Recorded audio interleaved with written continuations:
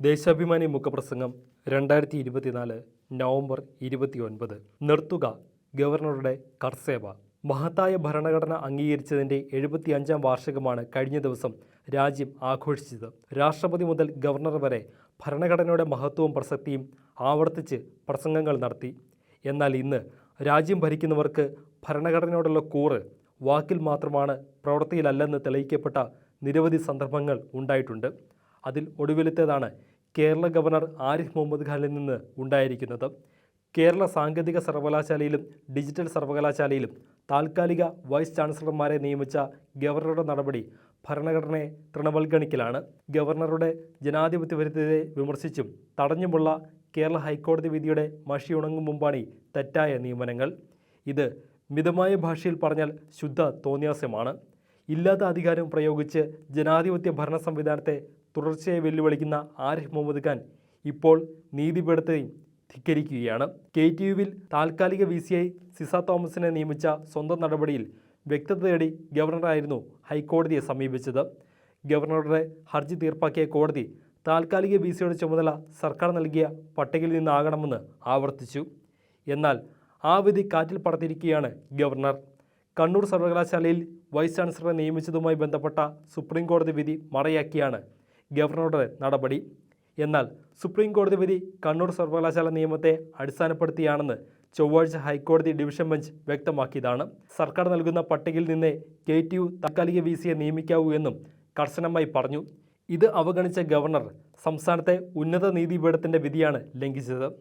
കേന്ദ്രത്തിലെ യജമാനന്മാരെ പ്രീതിപ്പെടുത്താനുള്ള ഈ കർസവേഗൻ്റെ കളി നമ്മുടെ ഭരണഘടനയ്ക്കാകെ അപമാനമാണ്. ഇരിക്കുന്ന പദവിയുടെ മാന്യതയും അന്തസ്സും പാലിക്കാനുള്ള മര്യാദയില്ലാത്ത ഗവർണർ ജനാധിപത്യ സംസ്കാരത്തെ ഗർവിനാലും അഹന്തയാലും മലിനമാക്കുന്നത് ഇതാദ്യമല്ല. വാർത്തയുടെ പേരിൽ മുഖ്യമന്ത്രിയെ കുറ്റപ്പെടുത്തുക, ചീഫ് സെക്രട്ടറിയും DGPയെയും വിളിച്ചു വരുത്താൻ ആവശ്യപ്പെട്ട് ഇല്ലാത്ത അധികാരം കാട്ടാനുള്ള അപഹാസ്യ ശ്രമങ്ങൾ തുടങ്ങിയവ അടുത്തിടെയുണ്ടായി. സമരം ചെയ്യുന്ന വിദ്യാർത്ഥികളോട് സംസ്കാരശൂന്യമായി പെരുമാറി എത്രമാത്രം ഹീനമായ മാനസിക നിലയാണ് തനിക്കുള്ളതെന്ന് സ്വയം തെളിയിച്ചതുമാണ്. നീതിപീഠങ്ങളിൽ നിന്നും തുടർച്ചയായി തിരിച്ചടിയേറ്റ മറ്റൊരു ഗവർണറെ ആരിഫ് മുഹമ്മദ് ഖാനെ അല്ലാതെ രാജ്യത്തിൻ്റെ ചരിത്രത്തിൽ ചൂണ്ടിക്കാട്ടാനുണ്ടാകില്ല. നിയമസഭ പാസാക്കിയ ബില്ലിൽ തീരുമാനമെടുക്കാൻ വൈകിയതിന് സുപ്രീം കോടതി ഗവർണറെ വിമർശിച്ചത് കഴിഞ്ഞ വർഷം നവംബറിലാണ്. സംസ്ഥാനത്തെ 11 സർവകലാശാലകളിലെ VCമാരെ പുറത്താക്കാനുള്ള നീക്കത്തിനെതിരായും കോടതി ഇടപെട്ടിരുന്നു. ഇപ്പോൾ ഡിജിറ്റൽ സർവകലാശാലയിൽ താൽക്കാലിക VCയായി നിയോഗിച്ച സിസ തോമസിനെ നേരത്തെ ഗവർണർ KTU ഇടക്കാല VCയാക്കിയിരുന്നു. ഈ നിയമനം ചട്ടവിരുദ്ധമെന്ന് കോടതി വിധിച്ചതും ഈ അവസരത്തിൽ ഓർക്കേണ്ടതാണ്. കേരള സർവകലാശാല സെനറ്റ് അംഗങ്ങളെ പുറത്താക്കിയ ഗവർണറുടെ നീക്കം തടഞ്ഞത് ഹൈക്കോടതിയായിരുന്നു. കേരള സെനറ്റിലേക്ക് 4 ABVPക്കാരെ നാമനിർദ്ദേശം ചെയ്ത നടപടി റദ്ദാക്കിക്കൊണ്ടും നിയമവിരുദ്ധമായ പാതയിലാണ് ഗവർണറുടെ സഞ്ചാരമെന്ന് കോടതി സൂചിപ്പിച്ചിരുന്നു. ബ്രിട്ടീഷ് കൊളോണിയലിസത്തിൻ്റെ അവശേഷിപ്പും ഉച്ഛിഷ്ടവുമായ പദവിയാണ് ഗവർണർ സ്ഥാനം. കാലഹരണപ്പെട്ട ഈ പദവി എടുത്തു കളയേണ്ടതാണെന്ന് ജനാധിപത്യവാദികളായ പൊതുപ്രവർത്തകരും ഭരണഘടനാ വിദഗ്ധരും നിരവധി തവണ ചൂണ്ടിക്കാട്ടി. ജനാധിപത്യത്തിൻ്റെ മുറിയിൽ ഏകാധിപത്യത്തിന് ഇടമൊരുക്കാനുള്ള താവളമായി രാജ്ഭവൻ മാറുമെന്ന് രാഷ്ട്രതന്ത്രജ്ഞരും നിയമവിദഗ്ധരും മുന്നറിയിപ്പ് നൽകിയതുമാണ്. ജനാധിപത്യ ആരാച്ചാരായി ആരിഫ് മുഹമ്മദ് ഖാൻ കാട്ടിക്കൊടുന്ന കോപ്രായങ്ങൾ അവ ശരിവെക്കുന്നതാണ്.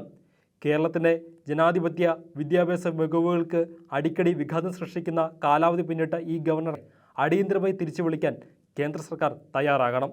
സംഘപരിവാരത്തിൻ്റെ അജണ്ട നടപ്പാക്കുന്ന പ്രഭാരിയായി തരം താഴ്ന്നിരിക്കുകയാണ് ആരിഫ് മുഹമ്മദ് ഖാൻ. ഇല്ലാത്ത അധികാരവും ഗർവവുമായി വിലസാൻ ഇദ്ദേഹത്തെ അനുവദിക്കുന്നതിലൂടെ ജനാധിപത്യത്തിനും ഫെഡറലിസത്തിനും ശവമഞ്ചമൊരുക്കുകയാണ് BJP സർക്കാർ. കോൺഗ്രസ് നേതൃത്വത്തിലുള്ള UDF ആകട്ടെ ഗവർണറുടെ നിയമവിരുദ്ധതയെ വിമർശിക്കുന്നില്ലെന്ന് മാത്രമല്ല പിന്തുണയ്ക്കുന്നു എന്നതാണ് വൻ ദുരന്തം. അന്ധമായ ഇടതുപക്ഷ വിരോധത്താൽ ഗവർണറുടെ ചെയ്തികളെ അനുകൂലിക്കുകയാണ് അവർ. ചില വാഴ്സിറ്റികളിൽ ചാൻസലർ പദവിയടക്കം അനുയായികൾക്കും അനുചരർക്കും തരപ്പെടുത്തി വിദ്യാഭ്യാസ മേഖലയെ തകർക്കാനുള്ള നീക്കങ്ങളിൽ പങ്കാളിയുമാണ് UDF. കാലിക്കറ്റ് സർവകലാശാല സിൻഡിക്കേറ്റ് അംഗമായി RSSകാരനെ നോമിനേറ്റ് ചെയ്യുകയുണ്ടായി ഗവർണർ. സംഘപരിവാരത്തെ പിന്നാമ്പുറത്തിലൂടെ സർവകലാശാലയിലേക്ക് കുടിയിരുത്തുന്നതിനെതിരെ ഒരു വാക്ക് ഉച്ചരിക്കാൻ കോൺഗ്രസ് പോകട്ടെ മുസ്ലിം ലീഗ് പോലും തയ്യാറായിട്ടില്ല എന്നത് വിസ്മരിക്കരുത്. രാജ്ഭവനിൽ നിന്നുള്ള തെറ്റായ നീക്കങ്ങളെ സർക്കാർ ഗവർണർ പോരായി അവതരിപ്പിക്കുന്ന മാധ്യമങ്ങളും ജനാധിപത്യ വിരുദ്ധതയ്ക്ക് കുടപിടിക്കുകയാണ്. അമിതാധികാരം തലയ്ക്ക് പിടിച്ച് ഗവർണർ നടത്തുന്ന ഇടപെടലുകൾ ശരിയായി വിലയിരുത്താൻ മാധ്യമങ്ങൾക്ക് ഉത്തരവാദിത്തമുണ്ട്. സർവകലാശാലകളിൽ ഗവർണർ നടത്തിയ ഏതെങ്കിലും നിയമനം നിയമാനുസൃതമാണെന്ന് പറയാൻ സാധിക്കില്ല.